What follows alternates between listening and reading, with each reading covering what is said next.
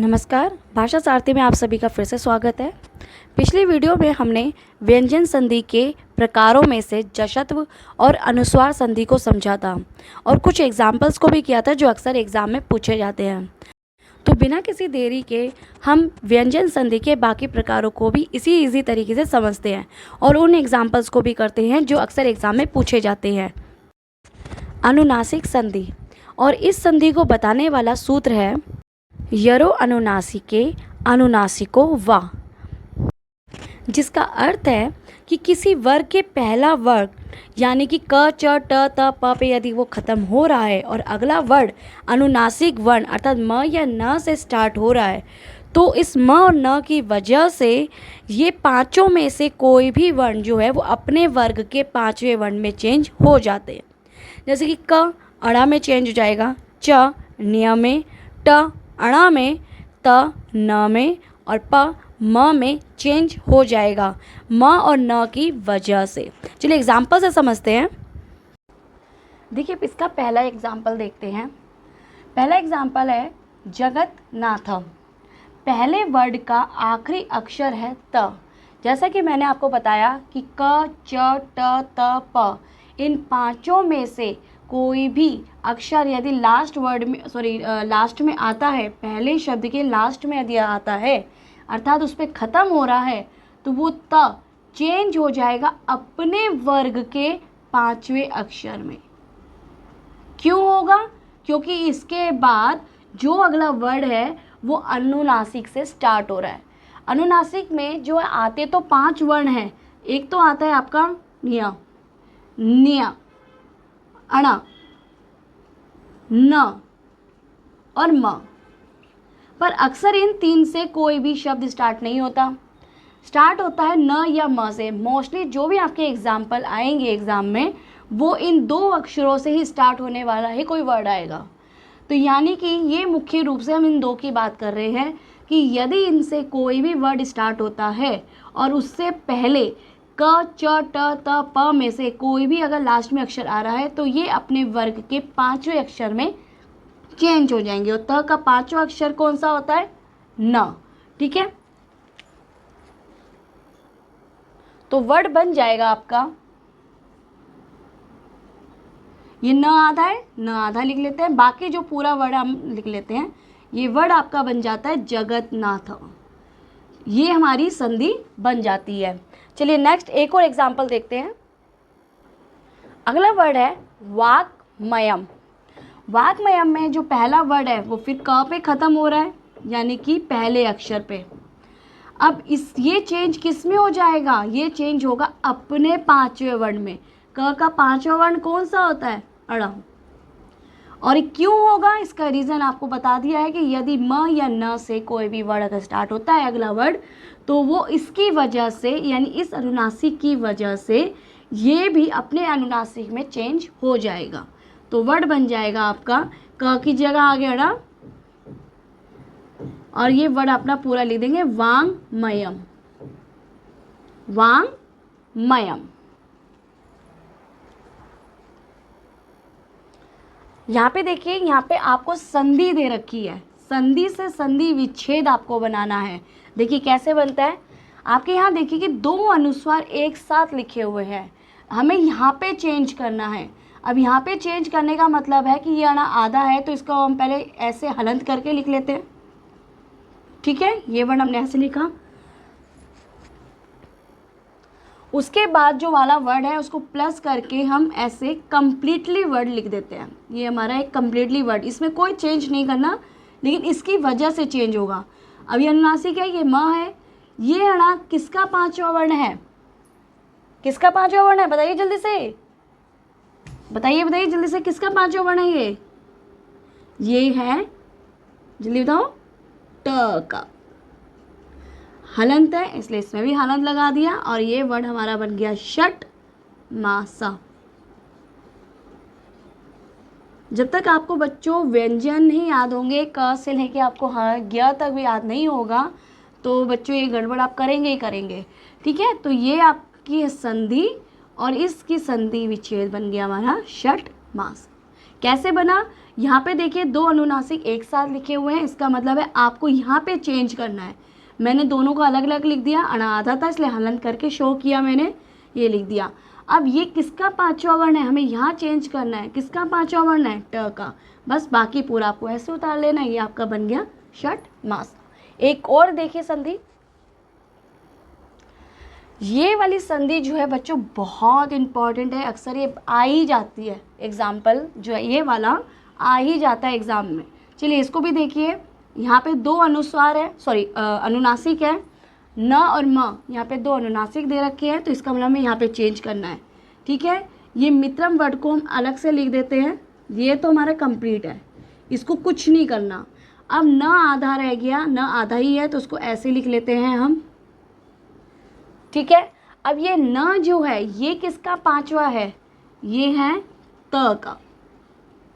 किसका पांचवा है ये, त का। त वर्ग का पांचवा वर्ण है न। अब बाकी हमारा पूरा वर्ड लिख देते हैं, तो ये हमारी बन जाती है संधि विच्छेद। ये संधि और ये इसकी संधि विच्छेद। तो यहाँ पे देखिए कि आपको ये ध्यान देना है बच्चों, यहाँ से यानी संधि विच्छेद से संधि बनाना बड़ा आसान हो जाता है, लेकिन अगर बाई चांस ये आपको ये संधि दे दी जाए और कह दिया जाए कि इसका संधि विच्छेद करें, तो कैसे करना है वो समझिए बच्चों। आपको रटना नहीं है, संधि आप कितनी रट लेंगे, बहुत सारे शब्द हैं, बहुत सारे वर्ड्स ऐसे हैं, आप कितना रट लेंगे, आपको सिर्फ ट्रिक सीखनी है। जैसे आप लोगों ने बच्चों आपने ये भी सीखा कि 2 + 2 4 होते हैं, उसी तरह से 2 × 2 4, ये भी सीखा आपने। जब आपको कोई भी डिफ़िकल्ट आपको टेबल दे दी जाती है कि आपको 24 की टेबल करनी है, 23 की करती है, तो आपको एक ट्रिक आपको सिखा दी गई है कि आप उसमें जो है उतने उतने प्लस करते चलिए। 23 की टेबल में 23 आप प्लस करते चलो, आपकी टेबल कम्प्लीटली हो जाएगी। वही तरीका आपको संस्कृत में है, इसे रटना नहीं है, बस ट्रिक वाइज आपको समझना है। आपको बस दो चीज़ें याद रखनी है बच्चों, एक तो आपको याद रखना है कि कौन सी संधि इसमें इस्तेमाल की जा रही है, यानी कि वो उसमें कौन से वर्ड बनाए जा रहे हैं, और दूसरा आपको जो है फॉर्मूला, यानी कि अगर उसकी परिभाषा आपको याद हो गई, आराम से आप एग्जाम्पल कर सकते हैं। और मैंने बहुत ही सीधे तरीके से आम लैंग्वेज में परिभाषा भी समझा रही हूँ मैं, और साथ में एग्जाम्पल भी मैं इस तरीके से समझा रही हूँ।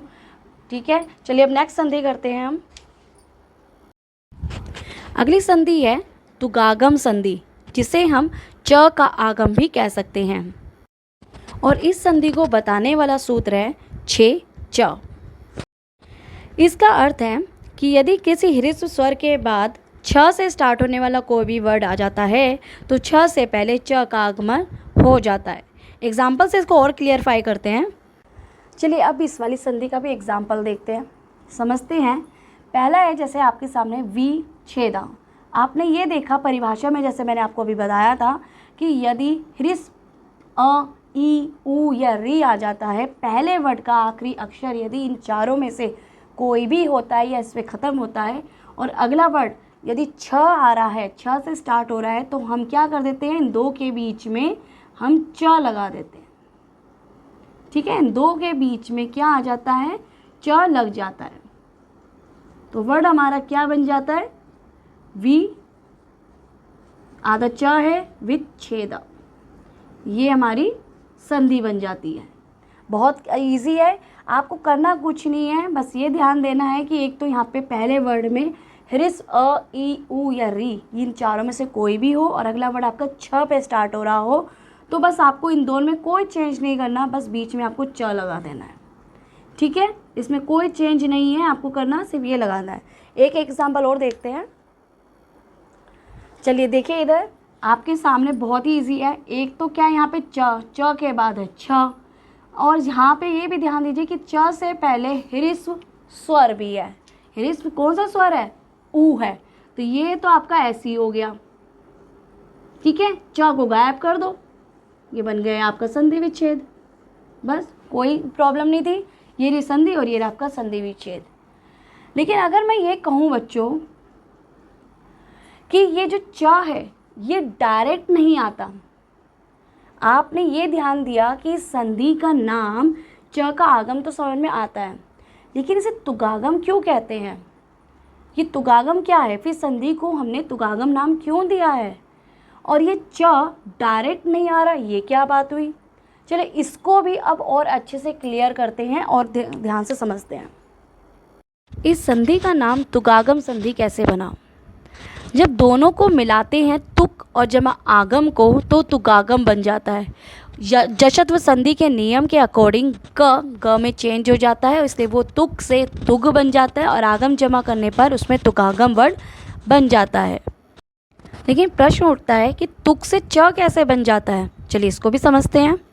चलिए अब देखिए एग्जाम्पल से और क्लियर कर देते हैं आपके लिए। जैसे मैंने आपको अभी बताया कि यहाँ पे ह्रस्व स्वर होना चाहिए, ह्रस्व स्वर है आपका यहाँ पे ऊ, इसकी वजह से आपके, और इसके बाद देखिए कि छ से स्टार्ट होने वाला वर्ड है, तो इसका मतलब है कि इनके बीच में क्या लग जाएगा, तुक लग जाएगा। क्या लग जाएगा, तुक लग जाएगा, और ये वैसा ही रहेगा, इनमें कोई चेंज नहीं होगा। ठीक है, रीज़न आपको बताया गया है कि कैसे होगा और कैसे इसमें चेंज आएगा। अब जैसे मैंने आपको बताया कि इसका क और ऊ का लोप रह जाता है, त फिर ये आपका आधा रह जाएगा और ये त आपका चेंज हो जाएगा च में।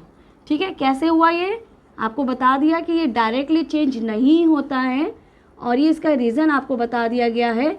अगर कभी भी ऐसा कुछ आ जाए आपको समझ में ना आए कि भाई ये तुगागम संधि क्या है, हमने तो ये सीखा है कि भाई यहाँ पे तो च लग जाता है, बस हमें पता है कि यहाँ पे ह्रस्व होना चाहिए, अच्छा होना चाहिए और च आ जाएगा। ठीक है, वो बात सही है, आपको समझ में डायरेक्टली समझ में आ गया है। लेकिन आपको ये भी मैंने समझा दिया है कि इसे तुगागम नाम क्यों दिया गया है। तो तुगागम नाम देने का मतलब है कि जब कभी ये दोनों नियम आते हैं तो उनके बीच में तुक लगता है और ऊ और क का दोनों का लोप रहकर त आपका व्यंजन है आधा रह जाएगा और वो त आपका च में चेंज हो जाता है। अब वर्ड हमारे पूरा बन जाता है अनुच्छेद। आई होप यहाँ पे आपको बहुत अच्छे से समझ में आ गया होगा कि इस संधि का नाम तुगागम क्यों पड़ा है। चलिए एक और संधि से समझते हैं। अगली है आपकी शिव छाया। पहले वर्ड का आखिरी स्वर है अ, यहाँ पूरा वर्ड दे रखा है ना अ, तो यहाँ पे ये क्या अ पे ख़त्म हो रहा है, ह्रस्व अ है और इसके बाद छ पे स्टार्ट हो रहा है अगला वर्ड, इसलिए इन दोनों नियम लागू होने की वजह से इन दोनों के बीच में क्या लग जाता है, तुक। इन दोनों के बीच में क्या लग जाएगा, तुक। और जैसा कि अभी मैंने आपको बताया है कि यहाँ पर ऊ और क का लोप हो जाता है, बचता है त और त आपका चेंज हो जाता है च में। ये शिव छाया, शिव छाया वर्ड बन जाता है आपका। च आधा है तो च आधा ही लिखेंगे और बाकी हमने पूरा वर्ड लिख दिया। ये हमारी संधि बन गई है शिव छाया। ठीक है, ये आपको बहुत इजी तरीके से मैंने समझाया है, लेकिन आपको ये पता होना चाहिए कि ये त से च बना है। ठीक है, और संधि का नाम तुगागम क्यों पड़ा है वो रीज़न आपको बता दिया गया है।